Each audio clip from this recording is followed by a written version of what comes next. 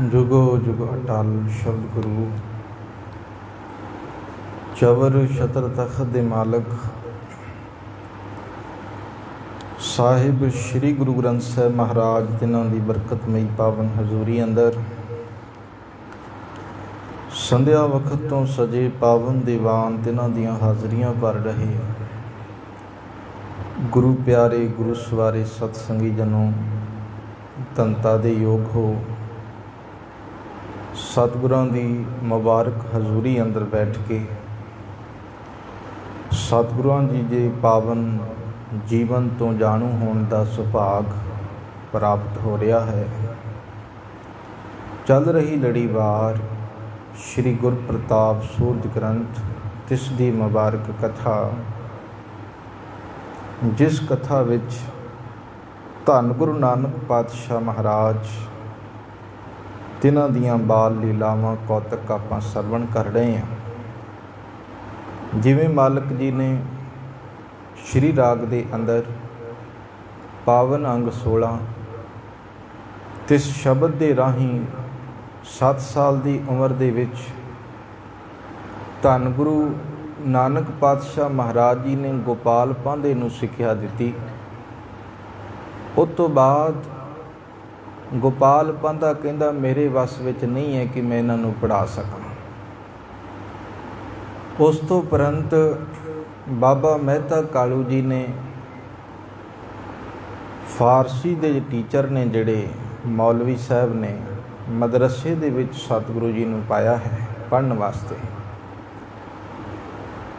ते सतगुरु जी ने उत्थे भी जिहड़ा जो टीचर पढ़ाउंदा सी बाखूबी उन्होंने जिहड़ा है पढ़ना उचारण करना समझना मालक नूं पहलां तो ही आउंदा है।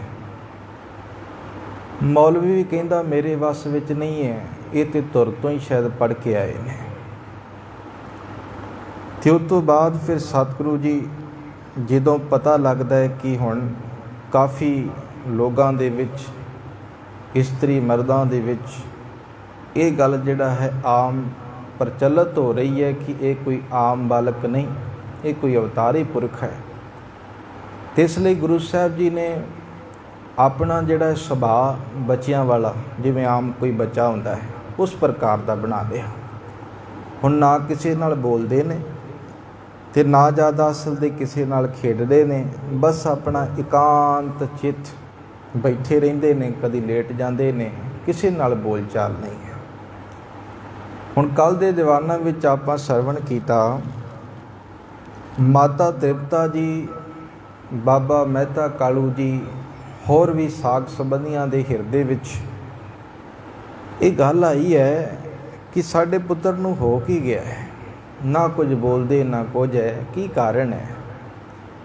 ते फिर मौलवी साहब नूं जाके बुला के लिआंदा गया ते उन्हां नूं एक गल कही भी कि जदों दे तुहाडे मदरसे दे विच आए ने फारसी पढ़ाई पता नहीं तुसीं किदां दी है, बोलदे नहीं।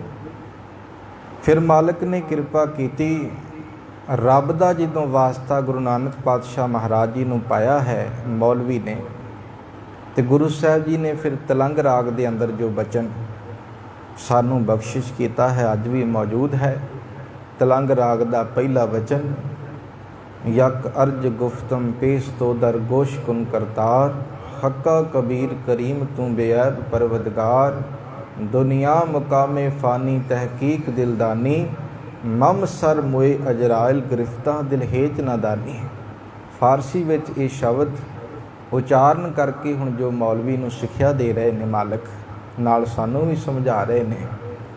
ते मौलवी ने जदों ये गल्लां बातां कीतियां ने कि तुसीं ते अजे बच्चे हो, बजुर्ग वालियां गल्लां क्यों करदे हो, सियाणियां वालियां गल्लां काहतों करदे जो। ते इदां करो, तुसीं खेडण मलण दी उम्र है, खेडो अजे।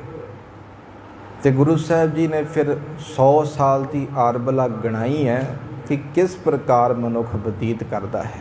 आओ रसना करो, पवित्र प्यार सहित उच्चारण करो जी। सतनाम श्री वाहिगुरु साहिब जी, सतनाम श्री वाहिगुरु साहिब जी।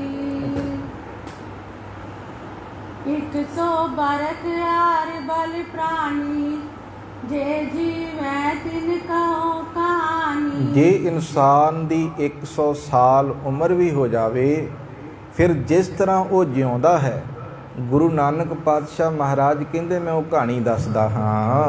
अरग नींद बस करते हो सेना गुदर गए लखिए निज नैना। ਅੱਧੀ ਉਮਰ ਤੇ ਉਹ ਸੁੱਤਿਆਂ ਹੀ ਬਤੀਤ ਕਰ ਦਿੰਦਾ ਹੈ। 100 ਸਾਲ ਵਾਲਾ ਅੱਧੀ ਉਮਰ ਤੇ ਉਹਦੀ ਸੁੱਤਿਆਂ ਹੀ ਬਤੀਤ ਹੋ ਗਈ ਤੇ ਇਹ ਬੀਤ ਰਹੀ ਉਮਰ ਨੂੰ ਜਿਹੜਾ ਹੈ ਆਪਣੀ ਅੱਖੀਂ ਵੇਖਦਾ ਵੀ ਰਹਿੰਦਾ ਕਿ ਕਿਵੇਂ ਬਤੀਤ ਹੋ ਰਹੀ ਹੈ। 15 बरख तीत अनजाना बालपने में करी बेहाना। 15 ਸਾਲ ਦੀ ਉਮਰ ਅਣਜਾਣ ਪੁਣੇ ਵਿੱਚ, ਬਾਲਕ ਪੁਣੇ ਦੇ ਵਿੱਚ, ਬਾਲ ਅਵਸਥਾ ਵਿੱਚ ਇਹ ਬਤੀਤ ਕਰ ਦਿੰਦਾ ਹੈ ਤੇ ਇਦਾਂ ਇਹ ਅਸਲ ਦੇ ਵਿੱਚ ਆਪਣੀ ਉਮਰ ਬਤੀਤ ਕਰਦਾ ਹੈ। 80 बरख ते जुवदे हैं लोचन दिखे न श्रोन सुने हैं। ਜੇ ਉਮਰ ਵੱਧ ਕੇ 80 ਸਾਲ ਹੋ ਜਾਂਦੀ ਹੈ ਤਾਂ ਅੱਖਾਂ ਤੋਂ ਕੁਝ ਦਿਸਦਾ ਨਹੀਂ, ਕੰਨਾਂ ਤੋਂ ਕੁਝ ਸੁਣਦਾ ਨਹੀਂ। गोरा व्याकुलता इंद्रियन की सुध न सके संभार दे क्रिया करनी कठन तब कस हर उरतार।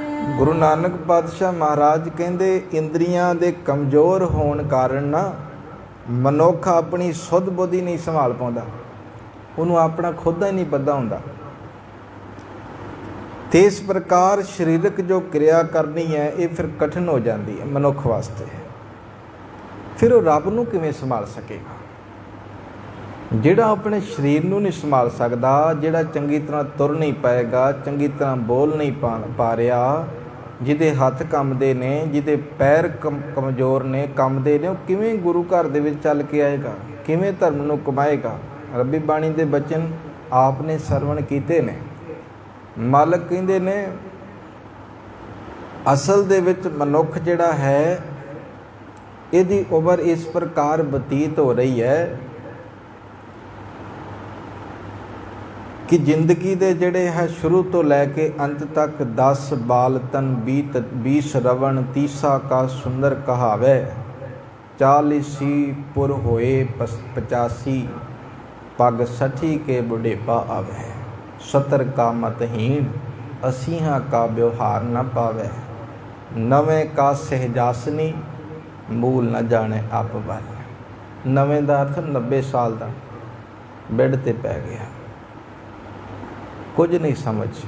ਇਹ ਉਹਨਾਂ ਦੀ ਗੱਲ ਹੈ ਜਿਹੜੇ ਰੱਬ ਨਾਲੋਂ ਟੁੱਟੇ ਹੋਏ ਨੇ, ਮਤ ਵੀ ਹੀਣ ਹੋ ਜਾਂਦੀ ਹੈ। ਇਸ ਲਈ ਸਤਿਗੁਰੂ ਜੀ ਕਹਿੰਦੇ ਮੌਲਵੀ ਸਾਹਿਬ ਅੱਜ ਜਦੋਂ ਇੰਦਰੀਆਂ ਕਮਜ਼ੋਰ ਹੋ ਜਾਂਦੀਆਂ ਨੇ ਨਾ, ਮਨੁੱਖ ਆਪਣੇ ਆਪ ਨੂੰ ਨਹੀਂ ਸਾਂਭ ਪਾਉਂਦਾ, ਫਿਰ ਰੱਬ ਨੂੰ ਕਿਵੇਂ, ਉਹਦੀ ਯਾਦ ਨੂੰ ਕਿਵੇਂ ਸੰਭਾਲੇਗਾ? जो पई पुछत रहे तिनकी सुन गिनती सोप बितीतै बिन हर बिनती। ਗਿਣਤੀ ਵਿੱਚ ਫਿਰ ਕੁਝ ਕੁ ਸਾਲ ਉਮਰ ਦੇ ਰਹਿ ਜਾਂਦੇ ਨੇ ਤੇ ਉਹ ਵੀ ਰੱਬ ਦੇ ਭਜਨ ਤੋਂ ਬਗੈਰ ਬਤੀਤ ਹੋ ਜਾਂਦੇ ਹਨ। मल मूत्रादित जन जुग काला करत बितीतै काल बिसाला। ਫਿਰ ਜਿਹੜਾ ਹੈ ਜੋ ਕਿਰਿਆ ਕਰਨੀ ਮਲ ਮੂਤਰ ਆਦਿ ਕਰਨ ਵਿੱਚ ਹੀ ਵੱਡੀ ਆਰਜੂ ਬਤੀਤ ਹੋ ਜਾਂਦੀ ਹੈ।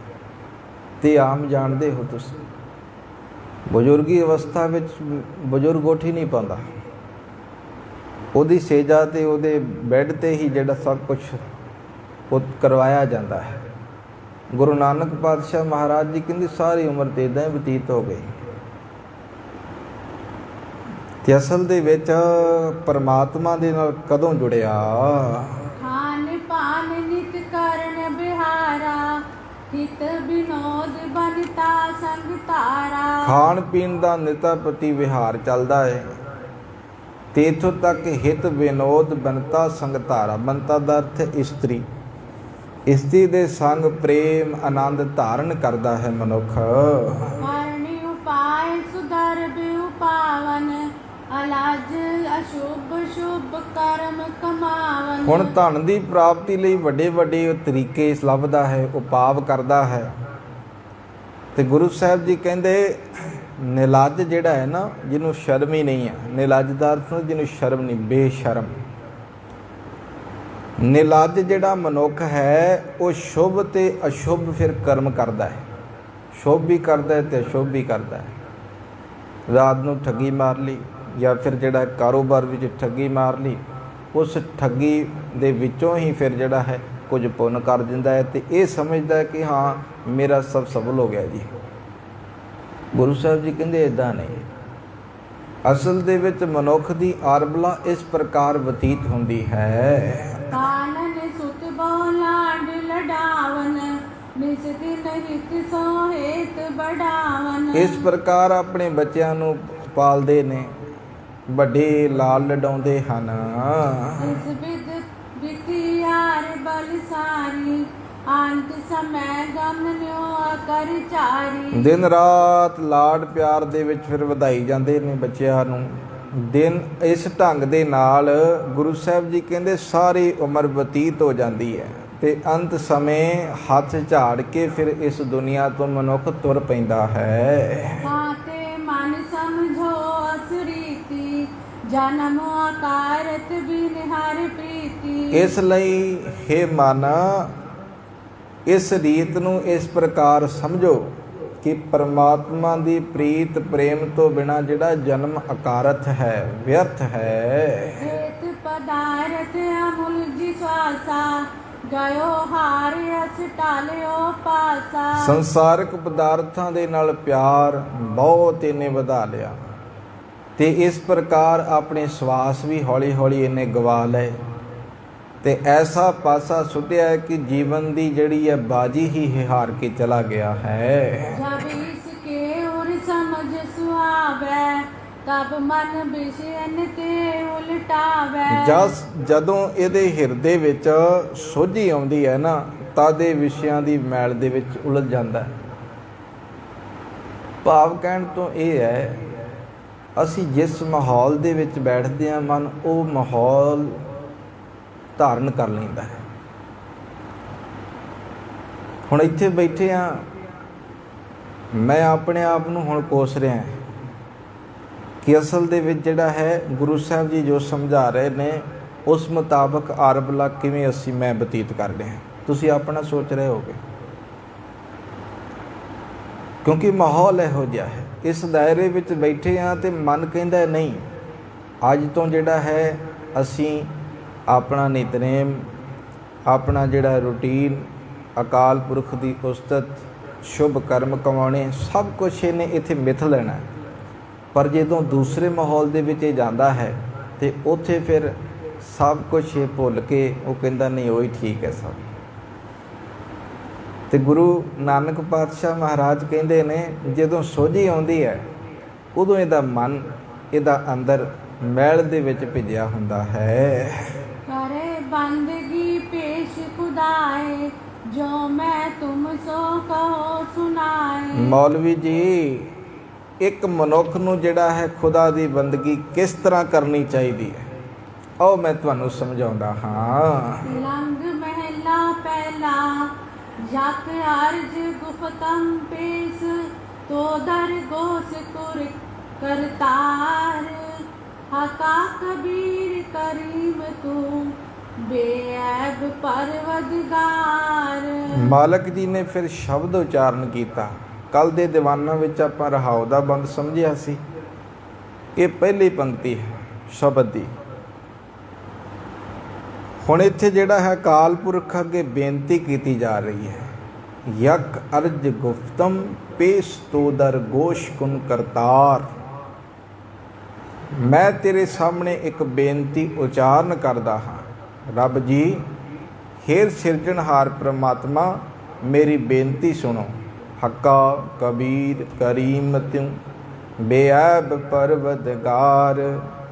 ਤੁਸੀਂ ਸੱਚੇ ਹੋ, ਹੱਕਾ ਸੱਚੇ ਹੋ। ਕਬੀਰ ਫਾਰਸੀ ਵਿੱਚ ਕਬੀਰ ਦਾ ਅਰਥ ਹੈ ਵੱਡਾ। ਤੁਸੀਂ ਸੱਚੇ ਹੋ, ਤੁਸੀਂ ਵੱਡੇ ਹੋ। ਕਰੀਮ, ਕਰਮ ਕਰਨ ਵਾਲਾ, ਬਖਸ਼ਿਸ਼ ਕਰਨ ਵਾਲਾ, ਦਇਆਲੂ। ਤੇ ਇਸ ਪ੍ਰਕਾਰ ਬੇਐਬ, ਪਾਪ ਤੋਂ ਰਹਿਤ, ਐਬਾਂ ਤੋਂ ਰਹਿਤ ਪਰਵਰਦਗਾਰ, ਪਾਲਣਹਾਰ ਪਰਮਾਤਮਾ ਜੀ, ਤੁਸੀਂ ਬੇਅੰਤ ਹੋ, ਤੁਸੀਂ ਸੱਚੇ ਹੋ, ਤੁਸੀਂ ਵੱਡੇ ਹੋ, ਤੁਸੀਂ ਦਇਆਲੂ ਹੋ। दोयरा अर्ज कहो अग्रज प्रभु, सुनिए दे कर कान। हक कबीर करीम तू, देहो नाम को दान। ਰੱਬ ਜੀ ਤੁਹਾਡੇ ਅੱਗੇ ਬੇਨਤੀ ਹੈ, ਤੁਸੀਂ ਕੰਨ ਲਾ ਕੇ ਸੁਣੋ। ਤੁਸੀਂ ਸੱਚੇ ਹੋ, ਵੱਡੇ ਹੋ, ਦਇਆਲੂ ਹੋ, ਨਾਮ ਦੀਆਂ ਦਾਤਾਂ ਮੈਨੂੰ ਬਖਸ਼ਿਸ਼ ਕਰੋ। जो पई करे बंदगी तन मन दीना, नाम सुजाचे होए अदीना। ਜਿਹੜਾ ਬੰਦਗੀ ਕਰਦਾ ਹੈ ਨਾ ਮਨੁੱਖ, ਉਹਦਾ ਤਨ ਤੇ ਮਨ ਜਿਹੜਾ ਦੀਨ ਹੋ ਜਾਂਦਾ ਹੈ। ਦੀਨ ਤੋਂ ਭਾਵ ਗਰੀਬੜਾ। ਉਹ ਭਾਵੇਂ ਪੈਸਿਆਂ ਪੱਖੋਂ ਜਿੰਨਾ ਮਰਜ਼ੀ ਅਮੀਰ ਹੋਵੇ, ਤੇ ਜਿਵੇਂ ਮਾਲਕ ਕਹਿੰਦੇ ਨੇ ਨਾ, ਜਿਸ ਕੇ ਹਿਰਦੇ ਗਰੀਬੀ ਵਸਾਵੇ, ਨਾਨਕ ਇਹਾਂ ਮੁਕਤ ਆਗੈ ਸੁਖ ਪਾਵੇ। ਗਰੀਬੀ ਸੁਭਾਅ, ਸਾਦਾਪਨ, ਭਾਵ ਜਿਹੜਾ ਹੈ ਉੱਚਾ ਹੋ ਕੇ ਵੀ ਆਪਣੇ ਆਪ ਨੂੰ ਨੀਵਾਂ ਰੱਖਣਾ। ਗੁਰੂ ਨਾਨਕ ਪਾਤਸ਼ਾਹ ਮਹਾਰਾਜ ਸਿੱਖਿਆ ਦੇ ਰਹੇ ਨੇ ਕਿ ਖੁਦਾ ਦੀ ਬੰਦਗੀ ਕਿਸ ਪ੍ਰਕਾਰ ਕਰਨੀ ਹੈ ਤੇ ਉਹਦਾ ਜੀਵਨ ਕਿਹੋ ਜਿਹਾ ਹੁੰਦਾ ਹੈ। ਤੇ ਗੁਰੂ ਮਹਾਰਾਜ ਕਹਿੰਦੇ ਨੇ ਜਿਹੜਾ ਬੰਦਗੀ ਕਰਦਾ ਹੈ ਉਹਦਾ ਤਨ ਤੇ ਮਨ ਦੀਨ ਹੋ ਜਾਂਦਾ ਹੈ, ਭਾਵ ਸੋਹਣਾ ਸੁਭਾਅ ਹੁੰਦਾ ਹੈ, ਸਾਦਾਪਨ ਉਹਦੇ ਅੰਦਰ ਹੁੰਦਾ ਹੈ। ਰੱਬ ਦੇ ਨਾਮ ਨੂੰ ਜਿਹੜਾ ਜਪਦਾ ਹੈ ਉਹਦੇ ਅੰਦਰ ਧੀਰਜ ਪੈਦਾ ਹੁੰਦਾ ਹੈ। दीन बंद तब करना तारे, देकर नाम दास निस्तारै। ਰੱਬ ਫਿਰ ਉਹਨਾਂ ਤੇ ਦਇਆਵਾਨ ਹੁੰਦਾ ਹੈ, ਕਿਰਪਾ ਕਰਦਾ ਹੈ ਤੇ ਨਾਮ ਦੇ ਰਾਹੀਂ ਫਿਰ ਡੁੱਬਦੇ ਹੋਏ ਮਨੁੱਖ ਨੂੰ ਤਾਰ ਲੈਂਦਾ ਹੈ। सुन श्री गुर के बैन मुलाना, जिन ते मिटत बिकट अज्ञाना। ਮੌਲਵੀ ਨੇ ਜਦੋਂ ਗੁਰੂ ਸਾਹਿਬ ਜੀ ਦੇ ਬਚਨ ਸੁਣੇ ਨੇ ਨਾ, ਜਿਹੜੇ ਅਗਿਆਨਤਾ ਨੂੰ ਖਤਮ ਕਰਨ ਵਾਲੇ ਨੇ, ਬੜੇ ਧਿਆਨ ਦੇ ਨਾਲ ਉਹ ਸੁਣ ਰਿਹਾ ਹੈ। कालू हेत कैन पुन लाग्यो, तन तुम्हारो मन अनुराग्यो। ਫਿਰ ਬਾਬਾ ਮਹਿਤਾ ਕਾਲੂ ਜੀ ਨੂੰ ਮੌਲਵੀ ਸਾਹਿਬ ਕਹਿੰਦੇ ਨੇ ਕਿ ਬਾਬਾ ਮਹਿਤਾ ਕਾਲੂ ਜੀ, ਤੁਹਾਡਾ ਪੁੱਤਰ ਧੰਨ ਹੈ, ਉਸ ਦੇ ਬਚਨ ਸੁਣ ਕੇ ਮੇਰੇ ਮਨ ਵਿੱਚ ਪ੍ਰੇਮ ਜਾਗਿਆ ਖੁਦਾ ਦੇ ਪ੍ਰਤੀ। जो तुम रीत कहत जै साची, हर चरणन में मत रुच राची। ਜਿਹੜੇ ਤੁਸੀਂ ਬਚਨ ਕਹਿ ਰਹੇ ਹੋ ਜੋ ਨਾ, ਗੁਰੂ ਨਾਨਕ ਪਾਤਸ਼ਾਹ ਮਹਾਰਾਜ ਜੋ ਬਚਨ ਕਹਿ ਰਹੇ ਨੇ ਨਾ, ਮੌਲਵੀ ਸਾਹਿਬ ਕਹਿੰਦੇ ਉਹ ਸੱਚੇ ਨੇ। ਮੇਰੀ ਪ੍ਰੀਤ ਜਿਹੜੀ ਹੈ ਰੱਬ ਦੇ ਚਰਨਾਂ ਦੇ ਨਾਲ ਜਿਹੜਾ ਨਾ ਜੁੜ ਗਈ ਹੈ। ਕਹਿਣ ਤੋਂ ਭਾਵ ਕਿ ਹੁਣ ਮਨ ਦੇ ਅੰਦਰ ਇੱਕ ਤਾਂਘ ਪੈਦਾ ਹੋਈ ਹੈ ਕਿ ਮੈਂ ਤੁਹਾਨੂੰ ਕਹਿ ਤੇ ਬੈਠਾ ਹਾਂ, ਮੇਰੀ ਉਮਰ ਬੜੀ ਲੰਬੇਰੀ ਹੈ, ਵੱਡੀ ਹੈ, ਪਰ ਮੈਂ ਹੁਣ ਤੁਸੀਂ ਜਦੋਂ ਸ਼ੀਸ਼ਾ ਦਿਖਾਇਆ ਹੈ ਨਾ ਮੈਨੂੰ, ਅੰਦਰ ਤੋਂ ਮੈਂ ਪੜਚੋਲ ਕੀਤੀ ਹੈ ਤੇ ਮਨ ਨੂੰ ਇੱਕੋ ਗੱਲ ਕਹੀ ਹੈ, ਮਨਾ ਤੂੰ ਅੱਜ ਤੱਕ ਕੀਤਾ ਕੀ ਹੈ? ਕੁਛ ਵੀ ਨਹੀਂ ਕੀਤਾ। ਸੰਸਾਰ ਵਿੱਚ ਆਇਆ ਕੀ ਕੀਤਾ ਹੈ, ਕੀ ਖੱਟਿਆ? ਕੇਵਲ ਸੰਸਾਰ ਤੱਕ, ਸੰਸਾਰ ਦੀ ਵਾਹ ਤੇ ਸੰਸਾਰ ਦੀ ਵਾਹ ਤੇ ਕੇਵਲ ਜਿਹੜਾ ਹੈ ਸਾਹਮਣੇ ਤੱਕ ਹੁੰਦੀ ਹੈ। ਉਹ ਤੋਂ ਨਿਰੰਕਾਰ ਦੀ ਜੇਕਰ ਵਾਹ ਲੈਣੀ ਹੈ, ਗੁਰੂ ਦੀ ਵਾਹ ਲੈਣੀ ਹੈ, ਤੇ ਮਾਲਕ ਜੀ ਕਹਿਣ ਲੱਗੇ ਇਹ ਕਰਮ ਜਿਹੜਾ ਹੈ ਤੈਨੂੰ ਕਰਨਾ ਪਏਗਾ। तदप तुमरो सब परिवारो, पे दिल गिर जो है इतकारो। ਇਸ ਕਰਕੇ ਤੁਹਾਡਾ ਸਾਰਾ ਪਰਿਵਾਰ ਜਿਹੜਾ ਹੈ ਨਾ ਸੂਝਵਾਨ ਹੈ, ਹਿਤਕਾਰੀ ਹੈ, ਪ੍ਰੇਮ ਵਾਲਾ ਹੈ। तुम्ही को हेत करो ज्यों हरखै, तुमरो मोह आने निकरखै। ਇਹਨਾਂ ਨੂੰ ਜਿਹੜਾ ਹੈ ਜਿੰਨਾ ਤੁਸੀਂ ਪਿਆਰ ਕਰੋ ਓਨੇ ਹੀ ਜਿਹੜਾ ਹੈ ਖੁਸ਼ ਹੁੰਦੇ ਨੇ।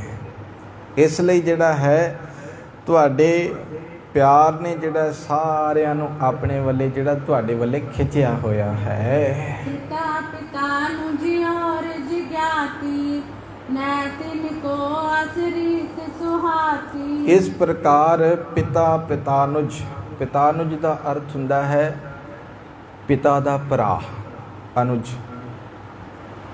ਭਾਵ ਤੁਹਾਡੇ ਪਿਤਾ ਜੀ, ਤੁਹਾਡੇ ਚਾਚਾ ਜੀ, ਹੋਰ ਜਿਤਨੇ ਵੀ ਸੰਬੰਧੀ ਨੇ, ਉਹਨਾਂ ਨੂੰ ਪਿਆਰ ਦੀ ਅਜਿਹੀ ਰੀਤ ਹੀ ਸ਼ੋਭਦੀ ਹੈ। ਬੋਲੋ ਬਿਗਸੋ ਵਿਚਰੋ ਸੰਗਾ, ਕਰੋ ਕਾਜ ਸਭ ਸਹਿਤ ਉਮੰਗਾ। ਇਹਨਾਂ ਨਾਲ ਤੁਸੀਂ ਬੋਲੋ, ਚੁੱਪ ਨਾ ਰਹੋ। ਤੁਸੀਂ ਖੇੜਾ ਤੁਹਾਡੇ ਅੰਦਰ ਜਿਹੜਾ ਹੈ ਬਹੁਤ ਹੈ, ਮੈਨੂੰ ਤਾਂ ਕਹਿਣ ਦੀ ਲੋੜ ਨਹੀਂ ਹੈ, ਪਰ ਤੁਸੀਂ ਜਿਹੜਾ ਆਪਣੇ ਪਰਿਵਾਰ ਨਾਲ ਬੋਲੋ, ਵਿਚਰੋ, ਬੜੇ ਚਾਅ ਤੇ ਉਮੰਗ ਦੇ ਨਾਲ ਸਾਰੇ ਕਾਰਜ ਜਿਹੜੇ ਆਪਣੇ ਪੂਰੇ ਕਰੋ। ਸੁਨ ਕਰ ਸ਼੍ਰੀ ਨਾਨਕ ਤੇ ਬਾਣੀ, ਬੋਲੇ ਦੀਨ ਬੰਦ ਸੁਖਦਾਨੀ। ਮੌਲਵੀ ਸਾਹਿਬ ਦੀ ਇਹ ਜਦੋਂ ਗੱਲ ਸੁਣੀ ਹੈ, ਗੁਰੂ ਨਾਨਕ ਪਾਤਸ਼ਾਹ ਮਹਾਰਾਜ ਜੀ ਨੇ ਦਇਆ ਕਰਦਿਆਂ ਫਿਰ ਸ਼ਬਦ ਦੀਆਂ ਪੰਕਤੀਆਂ ਉਚਾਰਨ ਕੀਤੀਆਂ। ਸ਼੍ਰੀ ਮੁਖਵਾਕ ਜਨ ਪਿਸਰ ਪਦਰ ਬਿਗੰਦਰਾ, ਕਸਨੇਸ ਦਸ ਤੰਗੀਰ, ਆਖਿਰ ਬਿਹਕਮ ਕਸਨਾ, ਦਾਰਦ ਚੂ ਸਵਦ ਤਕਬੀਰ। ਇਹ ਸਾਰੇ ਲਫ਼ਜ਼ ਫਾਰਸੀ ਦੇ ਨੇ। ਮਾਲਕ ਕਹਿੰਦੇ ਜਨ, ਜਾਨੀ ਜਨ, ਜਨ ਪੜਾਂਗੇ ਉਹਦਾ ਅਰਥ ਹੋ ਜਾਏਗਾ ਸੇਵਕ, ਤੇ ਜਜੇ ਥੱਲੇ ਬਿੰਦੀ ਲਾ ਕੇ ਪੜਾਂਗੇ ਉਹਦਾ ਅਰਥ ਹੋ ਜਾਏਗਾ ਇਸਤਰੀ, ਵਹੁਟੀ। ਜਨ, ਪਿਸਰ, ਪਦਰ, ਬਿਰਾਦਰਾਂ, ਕਸ ਨੇਸ ਦਸ ਤੰਗੀਰ, ਆਖਿਰ ਬੇਅਫਤਮ ਕਸ ਨਾਦਾਰਦ, ਚੂੰ ਸ਼ਬਦ ਤਕਬੀਰ। ਗੁਰੂ ਸਾਹਿਬ ਜੀ ਕਹਿੰਦੇ ਭਾਵੇਂ ਇਸਤਰੀ ਹੈ, ਭਾਵੇਂ ਪੁੱਤਰ ਹੈ, ਭਾਵੇਂ ਜਿਹੜਾ ਹੈ ਪਿਤਾ ਹੈ। ਪਿਸਰ ਦਾ ਅਰਥ ਹੈ ਪੁੱਤਰ, ਪਦਰ ਦਾ ਅਰਥ ਹੈ ਪਿਤਾ, ਬਿਰਾਦਰਾਂ ਦਾ ਅਰਥ ਹੁੰਦਾ ਹੈ ਭਰਾ, ਬਿਰਾਦਰ। ਬ੍ਰਦਰ ਆਪਾਂ ਇੰਗਲਿਸ਼ ਵਿੱਚ ਕਹਿ ਦਿੰਦੇ ਹਾਂ, ਅਤੇ ਬਿਰਾਦਰ ਜਿਹੜਾ ਹੈ ਉਹ ਫਾਰਸੀ ਦੇ ਵਿੱਚ ਹੈ, ਥੋੜ੍ਹਾ ਜਿਹਾ ਫਰਕ ਹੈ। ਅਤੇ ਗੁਰੂ ਸਾਹਿਬ ਜੀ ਕਹਿੰਦੇ ਜਿਤਨੇ ਵੀ ਰਿਸ਼ਤੇ ਨੇ ਨਾ, ਇਹਨਾਂ ਵਿੱਚੋਂ ਕਿਸੇ ਵੀ ਮੇਰਾ ਹੱਥ ਨਹੀਂ ਫੜਨਾ, ਭਾਵ ਮੇਰਾ ਸੰਗ ਨਹੀਂ ਨਿਭਣਾ ਇਹਨਾਂ ਨੇ, ਇੱਥੋਂ ਤੱਕ ਸੀਮਤ ਨੇ। ਅਤੇ ਅੰਤ ਨੂੰ ਜਦ ਮੈਂ ਡਿੱਗ ਪਵਾਂਗਾ, ਅਖੀਰਲੀ ਅਰਦਾਸ ਦਾ ਵੇਲਾ ਆਵੇਗਾ, ਕੋਈ ਵਿਅਕਤੀ ਵੀ ਜਿਹੜਾ ਹੈ ਮੈਨੂੰ ਬਚਾਉਣ ਵਾਸਤੇ ਨਹੀਂ ਆਏਗਾ। ਇਸੇ ਕਰਕੇ ਹਦਾਇਤ ਦਿੰਦੇ ਨੇ ਮਾਲਕ ਸਾਨੂੰ। ਹਾਂ, ਸੰਜੋਗੀ ਮੇਲਾ ਹੈ, ਪਰਿਵਾਰ ਹੈ, ਪਿਆਰ ਦੇ ਨਾਲ ਰਹੋ, ਪਰ ਇਹ ਮਤਾ ਸਮਝਿਓ ਕਿ ਜਿਨ੍ਹਾਂ ਨੂੰ ਅਸੀਂ ਜਿਹੜਾ ਹੈ, ਜਿਨ੍ਹਾਂ ਪ੍ਰਤੀ ਮੋਹ ਇਤਨਾ ਪਾ ਕੇ ਬੈਠੇ ਹੋਏ ਹਾਂ, ਇਹ ਸਾਡੇ ਨਾਲ ਨਿਭਣਗੇ। ਗੁਰੂ ਸਾਹਿਬ ਜੀ ਕਹਿੰਦੇ ਨਹੀਂ, ਜਹ ਮਾਤ ਪਿਤਾ ਸੁਤ ਮੀਤ ਨਾ ਭਾਈ, ਮਨ ਊਹਾਂ ਨਾਮ ਤੇਰੇ ਸੰਗ ਸਹਾਈ। ਰਿਸ਼ਤੇ ਦੀ ਤਾਂ ਗੱਲ ਹੀ ਨਹੀਂ ਆਈ ਇੱਥੇ। ਇਸ ਲਈ ਮਾਲਕ ਜੀ ਕਹਿੰਦੇ ਨੇ ਇਹ ਸਾਰੇ ਇੱਥੋਂ ਤੱਕ ਸੀਮਤ ਨੇ, ਸੰਸਾਰ ਤੱਕ, ਕੋਈ ਘਰ ਤੱਕ, ਇੱਥੋਂ ਤੱਕ ਵੀ ਕਹਿ ਦਿੱਤਾ, ਕੋਈ ਕਮਰੇ ਤੱਕ, ਕੋਈ ਦਹਲੀਜ਼ ਤੱਕ, ਅਤੇ ਵੱਧ ਤੋਂ ਵੱਧ ਕੋਈ ਸ਼ਮਸ਼ਾਨ ਭੂਮੀ ਤੱਕ। ਉਹ ਤੋਂ ਅੱਗੇ ਕੁਝ ਵੀ ਨਹੀਂ ਹੈ। ਦੇਹੁਰੀ ਬੈਠੀ ਮਾਤਾ ਰੋਵੈ, ਖਟੀਆ ਲੈ ਗਏ ਭਾਈ, ਲੱਟ ਛਿਰਕਾਏ ਤ੍ਰਿਆ ਰੋਵੈ, ਹੰਸ ਅਕੇਲਾ ਜਾਏ। ਅਤੇ ਇਸ ਲਈ ਗੁਰੂ ਸਾਹਿਬ ਜੀ ਕਹਿੰਦੇ ਇੱਥੋਂ ਤੱਕ ਸੀਮਤ ਨੇ। ਮੈਨੂੰ ਇਹ ਨਾ ਤੁਸੀਂ ਕਹੋ ਕਿ ਹਾਂ ਅਸਲ ਦੇ ਵਿੱਚ ਇਹੀ ਸਭ ਕੁਛ ਨੇ। ਮੈਂ ਤੁਹਾਨੂੰ ਇਹ ਗੱਲ ਕਹਿਣਾ ਚਾਹੁੰਦਾ ਹੈ ਕਿ ਇਹ ਸੰਸਾਰ ਤੱਕ ਸੀਮਤ ਨੇ। ਪਿਆਰ ਹੈ ਮੇਰਾ, ਸਭ ਕੁਛ ਹੈ, ਪਰ ਮੈਂ ਇਹਨਾਂ ਨਾਲ ਮੋਹ ਨਹੀਂ ਪਾਇਆ। ਜੋ ਪਈ ਪਿਤਾ ਭਰਾਤ ਤੈ ਤਾਤ ਸਭੇ ਤੂੰ, ਇਨਕੋ ਲਖੋ ਕੂਰ ਸਭੇ ਤੂੰ। ਭਾਵੇਂ ਪਿਤਾ ਹੈ, ਭਰਾ ਨੇ, ਚਾਚੇ ਸਮੇਤ, ਇਹਨਾਂ ਦਾ ਪਿਆਰ ਕਰਨਾ ਜਿਹੜਾ ਹੈ ਨਾ, ਮੰਨੋ ਕਿ ਕੂੜ ਹੈ, ਝੂਠਾ ਹੈ, ਭਾਵ ਇਹ ਸਦੀਵੀ ਨਹੀਂ ਹੈ। ਇਹ ਕੁਝ ਸਮੇਂ ਲਈ ਹੈ ਸਾਡੇ ਕੋਲ। ਮੋਹਲਤ ਪੁੰਨੀ ਚੱਲਣਾ ਤੂੰ ਸੰਭਲ ਕਰ ਬਾਹਰ। ਕਿਤਨੀ ਕੁ ਮੋਹਲਤ ਲੈ ਕੇ ਸੰਸਾਰ 'ਤੇ ਆਇਆ ਹੈ ਪ੍ਰਾਣੀ, ਤੈਨੂੰ ਨਹੀਂ ਪਤਾ। ਅਤੇ ਇਸ ਲਈ ਗੁਰੂ ਸਾਹਿਬ ਜੀ ਕਹਿੰਦੇ ਨੇ ਇਹਨਾਂ ਦਾ ਪਿਆਰ ਜਿਹੜਾ ਹੈ ਨਾ, ਝੂਠ ਹੈ, ਕੂੜਾ ਹੈ। ਤਨ ਬਿਨ ਜੀਵਤ ਤਿਆਗੈ ਸੰਗਾ, ਤਨ ਹੋਵੈ ਰੇ ਸੰਗ ਉਮੰਗਾ। ਆਪਣੇ ਜੀਵਨ ਵਿੱਚ ਮਾਇਆ ਨੂੰ ਬਿਲਕੁਲ ਜਿਹੜਾ ਤਿਆਗ ਦਿਓ। ਕਹਿਣ ਤੋਂ ਭਾਵ ਇਹ ਹੈ, ਗੁਰੂ ਸਾਹਿਬ ਜੀ ਕਹਿੰਦੇ ਤੇਰੇ ਕੋਲ ਹੋਵੇ ਪਰ ਐ ਸਮਝੀ ਮੇਰੇ ਕੋਲ ਨਹੀਂ ਹੈ। ਕਹਿਣ ਤੋਂ ਭਾਵ ਕਿ ਕਿਸੇ ਵੀ ਚੀਜ਼ ਦਾ ਪ੍ਰਭਾਵ ਆਪਣੇ ਤੇ ਨਾ ਪੈਣ ਦੇ, ਜੇ ਆਨੰਦਮਈ ਰਹਿਣਾ ਤੇ। ਤੁਸੀਂ ਆਪ ਦੇਖ ਸਕਦੇ ਜੋ ਮਨੁੱਖ ਦੇ ਹਾਵ ਭਾਵ ਬਦਲ ਜਾਂਦੇ ਨੇ ਜਦੋਂ ਮਾਇਆ ਜ਼ਿਆਦੀ ਆ ਜਾਂਦੀ ਹੈ। ਉਹ ਭਾਵੇਂ ਪਰਿਵਾਰ ਪੱਖੋਂ ਹੋਵੇ, ਕਾਰੋਬਾਰ ਚੰਗਾ ਹੋਵੇ, ਜਾਂ ਪੈਸਾ ਧੇਲਾ ਜ਼ਿਆਦਾ ਹੋਵੇ, ਜਾਂ ਪ੍ਰਾਪਰਟੀ ਹੋਵੇ, ਇਹ ਮਾਇਆ ਹੈ। ਤੇ ਇਹੋ ਹੀ ਮਾਇਆ ਜਿਹੜੀ ਇਤਨਾ ਪ੍ਰਭਾਵ ਮਨੁੱਖ 'ਤੇ ਪਾ ਦਿੰਦੀ ਹੈ ਕਿ ਇਹਦੀ ਚਾਲ ਦੇ ਵਿੱਚ ਵੀ ਫਰਕ ਪੈ ਜਾਂਦਾ ਹੈ, ਇਹਦੀ ਬੋਲ ਬਾਣੀ ਵਿੱਚ ਵੀ ਫਰਕ ਪੈ ਜਾਂਦਾ ਹੈ। ਉਹ ਚੰਦ ਲੋਕ ਨੇ ਜਿਹੜੇ ਸਭ ਕੁਝ ਹੋਣ ਦੇ ਬਾਵਜੂਦ ਵੀ ਨਿਮਰਤਾ ਦੇ ਵਿੱਚ ਰਹਿੰਦੇ ਨੇ, ਦਿਖਾਵਾ ਨਹੀਂ ਕਰਦੇ ਕਿ ਸਾਡੇ ਕੋਲ ਕੁਝ ਹੈਗਾ। ਗੁਰੂ ਸਾਹਿਬ ਜੀ ਕਹਿੰਦੇ ਅਸਲ ਦੇ ਵਿੱਚ ਇਹ ਮਾਇਆ ਜਿਹੜੀ ਹੈ ਇਹਨੂੰ ਬਿਲਕੁਲ ਤਿਆਗ ਦਿਓ। ਤਿਆਗਣ ਤੋਂ ਭਾਵ ਕਿ ਇਹਦਾ ਪ੍ਰਭਾਵ ਆਪਣੇ 'ਤੇ ਨਾ ਪੈਣ ਦਿਓ। ਜੇ ਤੁਹਾਡੇ ਕੋਲ ਮਾਇਆ ਹੋਵੇ ਤਾਂ ਵੀ ਜਿਹੜਾ ਹੈ ਤੁਹਾਡੇ ਮਨ ਦੀਆਂ ਉਮੰਗਾਂ ਤਰੰਗਾਂ ਜਿਹੜੀਆਂ ਨੇ ਨਾ, ਇਸ ਮਾਇਆ ਅਨੁਸਾਰ ਨਹੀਂ ਉੱਠਣੀਆਂ ਚਾਹੀਦੀਆਂ। ਜੀਵਨ ਬਤੀਤ ਕਰੋ, ਕਿਉਂਕਿ ਇਹ ਗੁਜ਼ਰਾਨ ਹੈ। ਪੈਸਾ ਜ਼ਰੂਰੀ ਹੈ, ਪਰ ਇਹ ਨਹੀਂ ਕਿ ਪੈਸਾ ਹੀ ਸਭ ਕੁਛ ਹੈ। ਪੈਸੇ ਦੇ ਨਾਲ ਸਭ ਕੁਛ ਹੈ, ਪਰ ਅਸਲ ਦੇ ਵਿੱਚ ਜਿਹੜਾ ਹੈ ਪੈਸੇ ਦਾ ਪ੍ਰਭਾਵ ਆਪਣੇ 'ਤੇ ਨਾ ਪੈਣ ਦਿਓ। जब जब आन गए इस प्राणी तब राखन की कहानी। जब इस प्राणी ਨੂੰ ਜਮ ਲੈ ਕੇ ਜਾਏਗਾ ਨਾ, ਪਕੜ ਕੇ ਲੈ ਕੇ ਜਾਏਗਾ, ਤਾਂ ਇਸ ਧਨ ਰੱਖਣ ਦੀ ਕੀ ਲੋੜ ਹੈ। ਅਸਲ ਦੇ ਵਿੱਚ ਜਿਹੜਾ ਹੈ ਅੰਤ ਕਾਲ ਸਮੇਂ ਫਿਰ ਜਿਹੜਾ ਜਮਾ ਨੇ ਕੁਝ ਪੁੱਛਣਾ ਹੈ ਨਾ, ਫਿਰ ਸਮਝ ਆਏਗੀ। अंत काल गली ने काकी तब तक बीर होए क्या ताकी। ਅੰਤ ਸਮੇਂ ਜਦੋਂ ਅਸੀਂ ਇਕੱਲੇ ਨੇ ਰਹਿ ਜਾਣਾ ਨਾ, ਇਕੱਲੇ ਨੂੰ ਪਕੜਨਾ ਹੈ, ਤੇ ਉਸ ਸਮੇਂ ਫਿਰ ਜਿਹੜਾ ਹੈ ਬਚਣ ਵਾਸਤੇ ਕਿਹੜੀ ਤਰਕੀਬ ਤੂੰ ਕਰੇਗਾ, ਕੀ ਤੂੰ ਵਿਧੀ ਅਪਣਾਏਗਾ, ਕਿਹੜਾ ਉਪਾਅ ਤੇਰੇ ਕੋਲ ਹੋਏਗਾ, ਇਹ ਤੈਨੂੰ ਨਹੀਂ ਪਤਾ।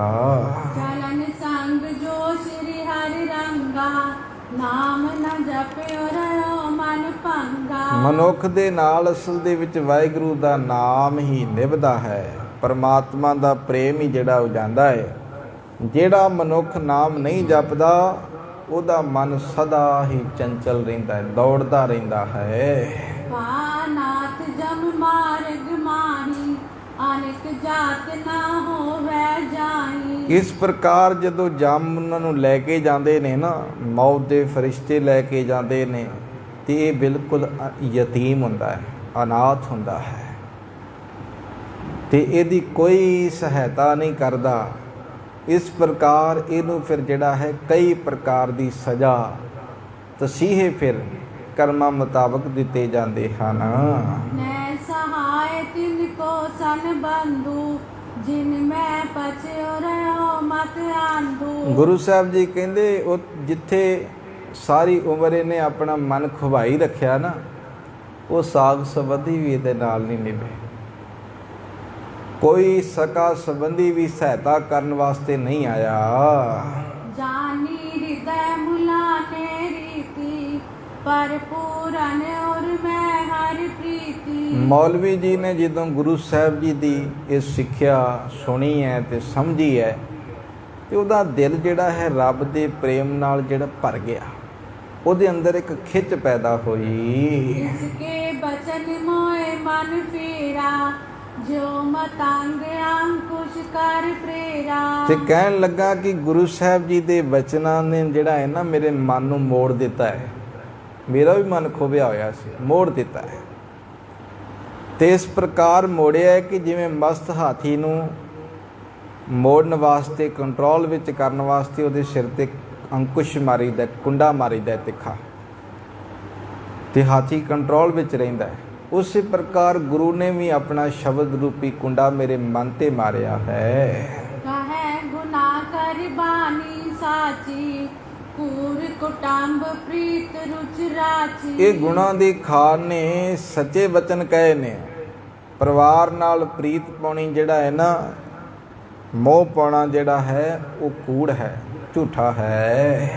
आखर को रखवार न संगी सहे जीव ये दुख ਕਾਂਗੀ। ਇਸ ਪ੍ਰਕਾਰ ਅਖੀਰ ਵੇਲੇ ਕੋਈ ਵੀ ਰਾਖਾ ਜਾਂ ਸੰਗੀ ਨਹੀਂ ਰਹਿੰਦਾ। ਇਹ ਜੀਵ ਨੇ ਇਕੱਲੇ ਹੀ ਜਿਹੜਾ ਹੈ ਨਾ ਸਭ ਕੁਝ ਝੇਲਣਾ ਹੈ। ਆਪਣੇ ਉੱਤੇ ਜਿਹੜਾ ਹੈ ਨਾ ਸਭ ਕੁਝ ਤਸੀਹੇ ਜੇ ਦਿੱਤੇ ਜਾਣਗੇ ਤਾਂ ਵੀ ਇਹ ਇਕੱਲਾ ਹੀ ਹੋਏਗਾ। ਕੋਈ ਵੀ ਕਸ਼ਟ ਦਿੱਤਾ ਜਾਏਗਾ ਕਰਮਾਂ ਮੁਤਾਬਕ ਤਾਂ ਵੀ ਇਸ ਇਕੱਲੇ ਨਹੀਂ ਸਾਹਮਣਾ ਕਰਨਾ ਹੈ। ਅਸ ਅਣਜਾਣ ਪਨੀ ਮੈਂ ਮਾਨਵ ਪਛੈ ਰਹਿਣ ਦਿਨ ਭੇਵ ਨ ਜਾਣਵ। ਇਸ ਪ੍ਰਕਾਰ ਅਗਿਆਨਤਾ ਦੇ ਵਿੱਚ ਮਨੁੱਖ ਜਿਹੜਾ ਹੈ ਨਾ ਦਿਨ ਰਾਤ ਤੁਰਿਆ ਤੇ ਫਿਰਦਾ ਹੈ।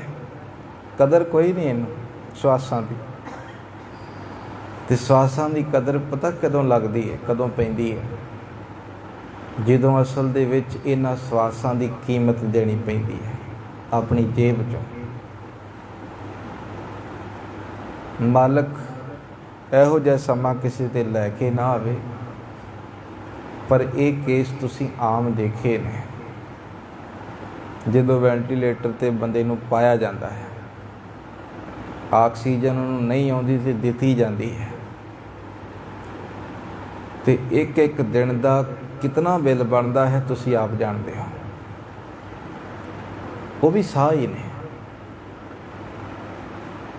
ਪਰ ਉਹਨਾਂ ਸਾਹਾਂ ਦੀ ਜਦੋਂ ਕੀਮਤ ਦਿੰਦੇ ਨਾ ਮਨੁੱਖ ਜਦੋਂ ਕੀਮਤ ਦਿੰਦਾ ਹੈ ਤੇ ਨਾਲ ਨਾਲ ਇਹ ਵੀ ਗੱਲ ਕਹਿੰਦਾ ਹੈ, ਰੱਬਾ ਹੁਣ ਬਚਾ ਲਾ।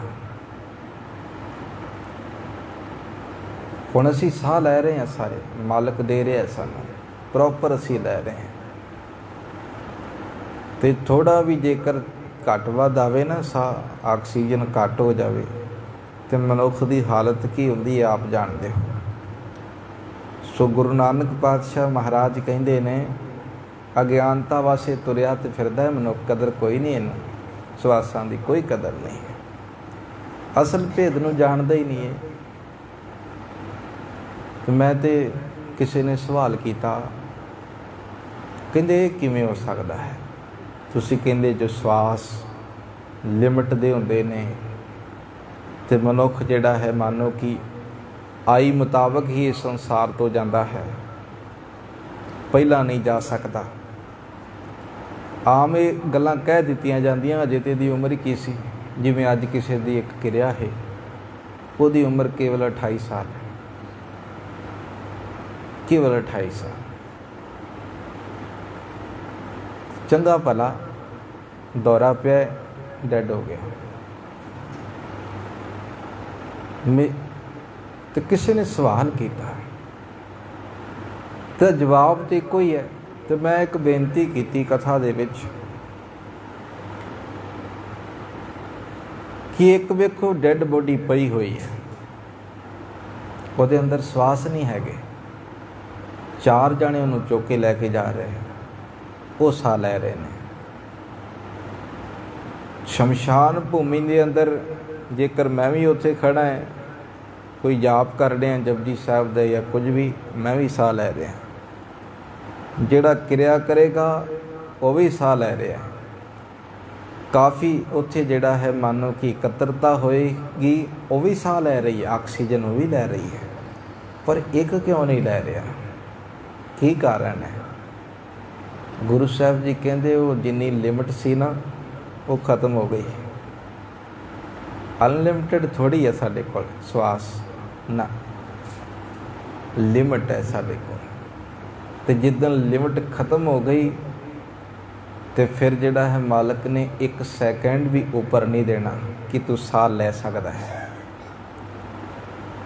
ਹੁਣ ਤੁਸੀਂ ਜਿਹੜਾ ਹੈ ਇੱਕ ਹੋਰ ਉਦਾਹਰਨ ਲੈ ਲਓ ਸਮਝਣ ਵਾਸਤੇ। ਦਵਾਈ ਲਿਆਉਣੇ ਅਸੀਂ, ਮੰਨੋ ਕਿ ਮੈਂ ਤਰੀਕ ਦੇਖੀ ਹੈ ਖਰੀਦ ਕੇ ਕਿ ਇਹ ਦਵਾਈ ਜਿਹੜੀ ਹੈ ਕੇਵਲ ਤਾਂ ਕੇਵਲ 2 ਦਿਨ ਤੱਕ ਚੱਲਣੀ ਹੈ।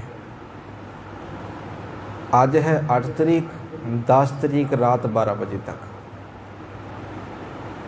ਤੇ ਰਾਤ ਹੋਈ ਹੈ 10 ਤਰੀਕ, ਤੇ ਜੇਕਰ 10 ਤਰੀਕ ਰਾਤ 12:01 ਵੀ ਹੋ ਗਿਆ ਤੇ ਮੇਰੀ ਹਿੰਮਤ ਨਹੀਂ ਪੈ ਗਈ ਕਿ ਮੈਂ ਦਵਾਈ ਖਾ ਜਾਵਾਂ। ਹੈ ਠੀਕ ਹੈ ਉਸ, ਪਰ ਮੇਰੇ ਮਾਈਂਡ ਦੇ ਵਿੱਚ ਜੋ ਚੀਜ਼ ਹੈ ਮੈਂ ਵੇਖ ਰਿਹਾ ਹਾਂ ਕਿ ਐਕਸਪਾਇਰੀ ਡੇਟ ਇਹ ਹੈ 1 ਸੈਕਿੰਡ ਵੀ ਉੱਪਰ ਹੋ ਗਿਆ, ਮੈਂ ਕਹਾਂਗਾ ਇਹ ਦਵਾਈ ਹੁਣ ਕੰਮ ਕਰ ਹੀ ਨਹੀਂ ਸਕਦੀ, ਕਿਉਂਕਿ ਇਹਦੀ ਡੇਟ ਨਿਕਲ ਚੁੱਕੀ ਹੈ। ਸਰੀਰ ਇੱਦਾਂ ਦਾ ਹੈ। 100 ਲੋਕ ਖੜਾ ਹੈ, ਸਾਹ ਲੈ ਰਿਹਾ ਹੈ, ਇੱਕ ਨਹੀਂ ਲੈ ਰਿਹਾ। ਇਹਦਾ ਭਾਵ ਇਹ ਹੈ ਕਿ ਮਰਨ ਲਿਖਾਏ ਮੰਡਲ ਮੈਂ ਆਏ, ਮੌਤ ਲਿਖਾ ਕੇ ਆਏ ਹਾਂ ਅਸੀਂ।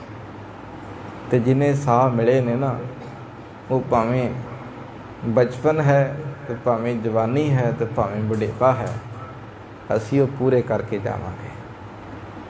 ਤੇ ਇਸ ਚੀਜ਼ ਤੋਂ ਮਾਲਕ ਜੀ ਕਹਿੰਦੇ ਮਨੁੱਖ ਅਣਜਾਣ ਹੈ। ਅਣਜਾਣਪੁਣੇ ਵਿੱਚ ਇਹ ਆਪਣੇ ਸਾਹ ਜਿਹੜੇ ਨੇ ਨਾ ਇੱਦਾਂ ਹੀ ਗਵਾਈ ਜਾ ਰਹੇ ਹੈ। ਵਿਅਰਥ ਦੀਆਂ ਗੱਲਾਂ, ਚੁਗਲੀਆਂ, ਇੱਧਰ ਉੱਧਰ ਦੀਆਂ ਬਾਤਾਂ, ਸੰਸਾਰ ਦੀਆਂ, ਜਿੱਥੇ ਮਾਲਕ ਕਹਿੰਦੇ ਨੇ ਛੋਡੋ ਪੁਰਾਣੀ ਕੂੜ ਕਬਾੜਾ। ਇਹ ਜੋ ਕਰ ਰਹੇ ਹੋ ਇਹ ਕੂੜ ਕਬਾੜਾ ਹੈ। ਇਹਨੂੰ ਤਿਆਗ ਕੇ ਜਿਹੜਾ ਹੈ ਵਾਹਿਗੁਰੂ ਦੇ ਨਾਮ ਦੇ ਵਿੱਚ ਜੁੜ ਜਾਓ, ਕਿਉਂਕਿ ਇਹ ਲਿਮਟ ਹੈ ਸਵਾਸਾਂ ਦੀ, ਅਨਲਿਮਟਡ ਨਹੀਂ ਹਨ।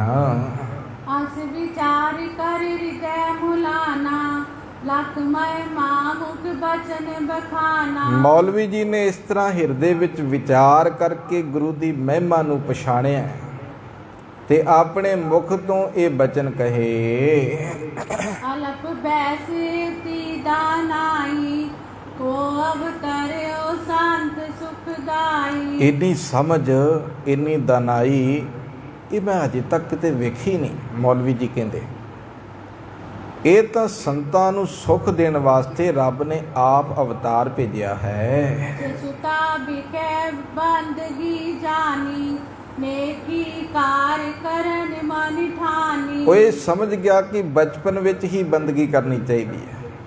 ਕਹਿਣ ਤੋਂ ਭਾਵ ਨੀਂਵ ਚੰਗੀ ਰੱਖੀ ਹੋਏਗੀ ਤੇ ਬਿਲਡਿੰਗ ਦੀ ਉਸਾਰੀ ਵਧੀਆ ਹੋ ਸਕਦੀ ਹੈ। ਤੇ ਜੇਕਰ ਆਪਾਂ ਪਹਿਲਾਂ ਹੀ ਕਹਿ ਦਿਆਂਗੇ ਕੋਈ ਗੱਲ ਨਹੀਂ, ਜੇ ਬੱਚਾ ਹੈ ਸੌਂ ਲੈਣ ਦਿਓ 9 ਵਜੇ ਤੱਕ, ਕਿਉਂਕਿ ਇਹ ਸਾਨੂੰ ਵੀ ਦੁਖੀ ਕਰੇਗਾ ਨਾ। ਸਵੇਰੇ ਉੱਠੇਗਾ 4-5 ਵਜੇ ਤੱਕ ਤੇ ਆਪਾਂ ਦੁਖੀ ਹੋਣਾ ਨਹੀਂ। ਇਸ ਕਰਕੇ ਪਿਆਰ ਹੈ, ਕੋਈ ਗੱਲ ਨਹੀਂ। ਇਸ ਕਰਕੇ ਉਹ ਨੀਂਵ ਜਦੋਂ ਚੰਗੀ ਨਹੀਂ ਹੋਏਗੀ ਤੇ ਆਪਾਂ ਕਹਿ ਲਈਏ ਕਿ ਅੱਧ ਵਿੱਚ ਕਹਿ ਜਦੋਂ ਛੱਤ ਪਾਉਣੀ ਹੈ, ਭਾਵ ਜਵਾਨੀ ਆਉਣੀ ਹੈ, ਤੇ ਉਦੋਂ ਜਿਹੜਾ ਹੈ ਠੀਕ ਹੋ ਜਾਏਗਾ ਸਭ। ਤੇ ਉਦੋਂ ਬੱਚਾ ਕਹਿੰਦਾ ਹੁਣ ਸੌਂ ਲੈਂਦੇ, ਹੁਣ ਸਮਾਂ ਨਿਕਲ ਗਿਆ, ਹੁਣ ਸੁਤਾ ਰਹਿਣ ਦਿਓ, ਕਿਉਂਕਿ ਮਨ ਨੂੰ ਗੇਜ ਹੀ ਨਹੀਂ ਪਈ। ਇਸ ਲਈ ਗੁਰੂ ਸਾਹਿਬ ਜੀ ਕਹਿੰਦੇ, ਮੌਲਾਨਾ ਜੀ ਇਹ ਗੱਲ ਸੋਚ ਰਹੇ ਨੇ ਕਿ ਹਾਂ ਗੁਰੂ ਸਾਹਿਬ ਜੀ ਨੇ ਜੋ ਬਖਸ਼ਿਸ਼ ਕੀਤੀ ਹੈ ਨਾ, ਠੀਕ ਹੈ, ਬੰਦਗੀ ਦਾ ਸਮਾਂ ਜਿਹੜਾ ਉਹ ਬਚਪਨ ਤੋਂ ਹੀ ਹੋਣਾ ਚਾਹੀਦਾ ਹੈ, ਬਚਪਨ ਤੋਂ ਹੀ ਕਰਨੀ ਚਾਹੀਦੀ ਹੈ। ਉਸ ਨੇ ਇਹ ਮਨ ਬਣਾ ਲਿਆ ਤੇ ਨੇਕ ਕਰਮ ਕਰਨਾ ਚਾਹੀਦਾ ਹੈ, ਇਹ ਉਹ ਸਮਝ ਗਿਆ। ਦੁਸ਼ੀਅਨ ਤੇ ਉਦਾਸ ਮਤ ਕੀਨੀ, ਗਿਰਾ ਪ੍ਰੇਮ ਪਰਮੇਸ਼ਰ ਪੀਨੀ। ਇਸ ਪ੍ਰਕਾਰ ਬੁਰਾਈ ਦਾ ਖਿਆਲ ਜਿਹੜਾ ਆਪਣੇ ਦਿਲੋਂ ਹੀ ਕੱਢ ਦੇਣਾ ਚਾਹੀਦਾ ਹੈ। ਅਸੀਂ ਬੁਰਾਈ ਕਦੋਂ ਕਰਦੇ ਹਾਂ? ਗੁਰੂ ਸਾਹਿਬ ਜੀ ਕਹਿੰਦੇ ਜਦੋਂ ਤੂੰ ਅਗਲੇ ਦੇ ਵਿੱਚ ਰੱਬ ਵੇਖਦਾ ਨਹੀਂ। ਮੈਨੂੰ ਆਪਣੇ ਵਿੱਚ ਹੀ ਨਹੀਂ ਦਿਖਿਆ, ਮੈਂ ਦੂਜੇ ਵਿੱਚ ਕਿਵੇਂ ਦੇਖਾਂਗਾ? ਬਚਨ ਹੈ ਬਾਣੀ ਦਾ, ਮਾਲਕ ਕਹਿੰਦੇ ਪਰਕਾ ਬੁਰਾ ਨਾ ਰਾਖੋ ਚੀਤ। ਕਿਸੇ ਦਾ ਬੁਰਾ ਨਾ ਆਪਣੇ ਚਿੱਤ ਵਿੱਚ ਵੀ ਕਰਨ ਦੀ ਤੇ ਗੱਲ ਪਰੇ ਹੈ, ਆਪਣੇ ਚਿੱਤ ਵਿੱਚ ਵੀ ਨਾ ਲੈ ਕੇ ਆਵੇਂ ਕਿਸੇ ਪ੍ਰਤੀ ਬੁਰਾ ਕਰਨ ਵਾਸਤੇ। ਫਿਰ ਕੀ ਹੋਏਗਾ? ਤੁਮ ਕੋ ਦੁੱਖ ਨਹੀਂ ਭਾਈ ਮੀਤ। ਹੇ ਮੇਰੇ ਮਿੱਤਰ, ਤੈਨੂੰ ਕਦੀ ਦੁੱਖ ਆਏਗਾ ਹੀ ਨਹੀਂ। ਅੰਦਰੋਂ ਅੰਦਰ ਹੀ ਘੁਲੀ ਜਾਂਦਾ ਹੈ, ਇਹਦਾ ਵੀ ਬੁਰਾ ਹੋ ਜਾਵੇ, ਇਹਦਾ ਵੀ ਇੱਦਾਂ ਹੋ ਜਾਵੇ। ਤੇ ਗੁਰੂ ਸਾਹਿਬ ਜੀ ਕਹਿੰਦੇ ਫਿਰ ਖੁਦ ਤੇ ਤੂੰ ਦੁਖੀ ਹੋ ਰਿਹਾ, ਦੂਜਾ ਥੋੜ੍ਹੀ ਕਰ ਰਿਹਾ। ਅਗਲਾ ਤੇ ਮਸਤ ਹੈ, ਜਿਹਦਾ ਤੂੰ ਬੁਰਾ ਸੋਚ ਰਿਹਾ ਉਹ ਤੇ ਮਸਤ ਹੈ। ਅੰਦਰੋਂ ਅੰਦਰ ਹੀ ਜਿਹੜਾ ਸੋਚ ਕੇ ਤੂੰ ਖੁਦ ਦੁਖੀ ਹੋ ਰਿਹਾ, ਚਿੰਤਿਤ ਹੋ ਰਿਹਾ, ਉਹ ਇੱਦਾਂ ਕਿਉਂ ਹੈ, ਉਹ ਇੱਦਾਂ ਕਿਉਂ ਹੋ ਗਿਆ, ਇੱਦਾਂ ਇਹ ਸਭ ਕੁਝ ਸੋਚ ਵਿਚਾਰ ਜਿਹੜੀ ਹੈ ਮਨੁੱਖ ਨੂੰ ਫਿਰ ਮਾਨੋ ਕਿ ਟੈਨਸ਼ਨ ਦੇ ਵਿੱਚ ਲੈ ਕੇ ਜਾਂਦੀ ਹੈ, ਜੋ ਕਿ ਉਹਦੀ ਨਹੀਂ ਸੀ। ਉਹਨੇ ਆਪਣੀ ਸਿਰਦਰਦੀ ਖੁਦ ਪਾਲ ਲਈ। ਤੇ ਗੁਰੂ ਸਾਹਿਬ ਜੀ ਕਹਿੰਦੇ ਅਸਲ ਦੇ ਵਿੱਚ ਮਨੁੱਖ ਬੁਰਾਈ ਦਾ ਖਿਆਲ ਜਿਹੜਾ ਹੈ ਆਪਣੇ ਦਿਲ ਵਿੱਚੋਂ ਜਿਹੜਾ ਭੁਲਾ ਦੇਵੇ ਤੇ ਚਿੱਤ ਵਿੱਚ ਪ੍ਰਮਾਤਮਾ ਦੀ ਪ੍ਰੀਤ ਵਸਾ ਲਵੇ। ਪੁਸਤਕ ਕੇ ਬਚ ਸੁਨ ਮੁਖ ਸਦਨਾ, ਕਾਇਓ ਤ੍ਰਿਤੈ ਪਦ ਪੰਕਜ ਬਦਨਾ। ਇਸ ਪ੍ਰਕਾਰ ਗੁਰੂ ਸਾਹਿਬ ਜੀ ਜਦੋਂ ਬਚਨ ਸੁਣੇ ਨੇ ਵਿਸਿਆਨ ਤੇ ਉਦਾਸ ਮਤ ਕੀਨੀ, ਗਿਰਾ ਪ੍ਰੇਮ ਪਰਮੇਸ਼ਰ ਭੀਨੀ। ਮਨ ਨੂੰ ਵਿਸ਼ੇ ਵਿਕਾਰਾਂ ਤੋਂ ਦੂਰ ਕਰ ਲਿਆ ਤੇ ਰੱਬ ਦੇ ਨਾਲ ਪ੍ਰੀਤ ਪਾ ਲਈ। ਤੇ ਇਸ ਪ੍ਰਕਾਰ ਉਸਤਤ ਕੇ ਬਚ ਸੁਨ ਮੁਖ ਸਦਨਾ। ਮੁਲਾਣੇ ਦੇ ਮੁਖ ਤੋਂ ਉਸਤਤ ਦੇ ਬਚਨ ਸੁਣ ਕੇ ਸਤਿਗੁਰੂ ਜੀ ਨੇ ਫਿਰ ਤੀਸਰਾ ਬੰਦ ਉਚਾਰਨ ਕੀਤਾ। ਸ਼ਬਦ ਦਾ ਤੀਸਰਾ ਬੰਦ ਉਚਾਰਨ ਕੀਤਾ। श्री मुखवाक सब रोज कस्तम दर हवा, कर देम बदी ख्याल। गाहे नाने की कार करदम, मम ईचनी अहवाल। सब रोज गस्तम दर हवा, कर देम बदी ख्याल। गाहे न नेकी कार करदम, मम ई ਚਿੰਨੀ ਹਵਾਲ। ਸਾਰੇ ਫਾਰਸੀ ਦੇ ਲਫ਼ਜ਼ ਨੇ, ਸੋ ਇਹਨਾਂ ਦੇ ਅਰਥ ਆਪਾਂ ਕੱਲ ਕਰਾਂਗੇ। ਦੋ ਬੰਦ ਜਿਹੜੇ ਆਪਾਂ ਵਿਚਾਰੇ ਨੇ ਤੇ ਅਗਲੇਰੇ ਦੋ ਬੰਦ ਸ਼ਬਦ ਦੇ ਸਤਿਗੁਰੂ ਜੀ ਕੀ ਸਮਝਾ ਰਹੇ ਨੇ, ਮੁਲਾਣੇ ਨੂੰ ਕਿਸ ਪ੍ਰਕਾਰ ਗੁਰੂ ਸਾਹਿਬ ਜੀ ਸਿੱਖਿਆ ਦੇ ਰਹੇ ਨੇ, ਆਪਾਂ ਕੱਲ ਦੇ ਦੀਵਾਨਾਂ ਵਿੱਚ ਸਮਝਾਂਗੇ। ਹੋਈਆਂ ਬੇਅੰਤ ਭੁੱਲਾਂ ਦੀ ਖਿਮਾ। ਵਾਹਿਗੁਰੂ ਜੀ ਕਾ ਖਾਲਸਾ, ਵਾਹਿਗੁਰੂ ਜੀ ਕੀ ਫਤਿਹ। ਅਚੁੱਤ ਹੈ हे पूरन हे सर्ब मैं, हे संगी हे निरंकार, हे गोविंद हे गुण निधान, हे अपरंपर हर हरे, हे संतां कै सदा संग, हे ठाकुर हों दासरो, नानक दीजै नाम दान, आए प्रभ शरणागति। एक अखर हर मन बसत, आए प्रभ शरणागति। एक अखर हर मन बसत, वाहिगुरू जी का खालसा, वाहिगुरू जी की फतेह।